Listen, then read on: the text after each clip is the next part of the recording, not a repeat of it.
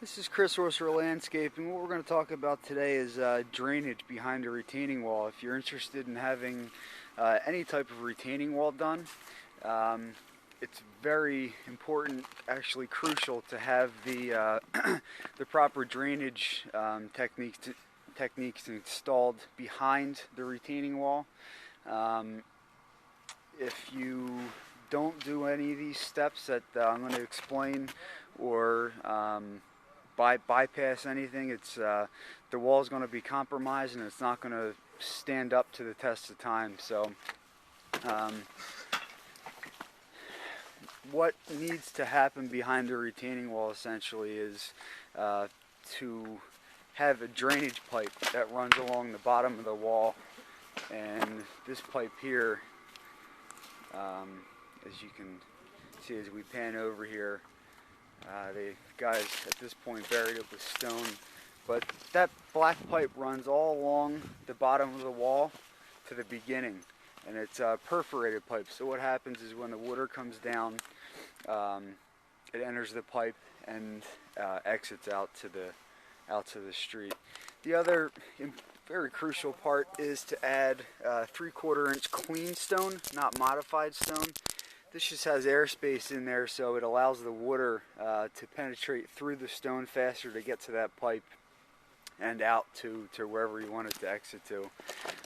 Another crucial part is to, in dry laid walls anyway, which this is, one of the benefits is any pressure or water that's coming down through the walls seeps through the walls, again alleviating some of that pressure. And basically what happens on a hillside retaining wall retains soil. So number one, there's pressure with the soil. Number two, when it rains, there's added pressure with the water. So you want to alleviate that pressure behind the retaining wall.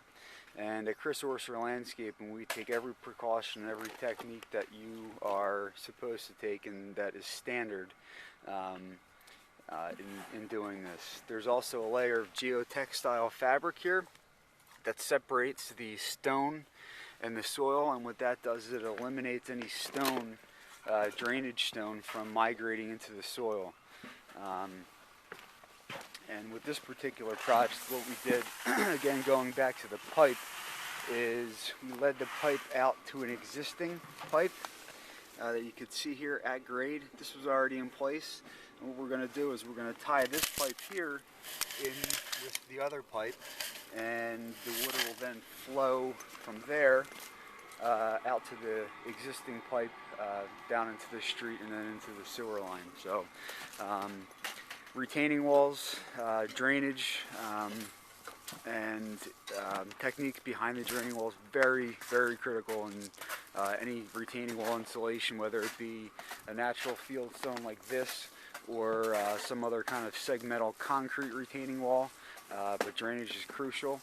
If you need more information, you can get a hold of Chris Orser Landscaping at 215-249-1236, or you can visit us on the website at orserlandscaping.com. That's ORSER landscaping.com.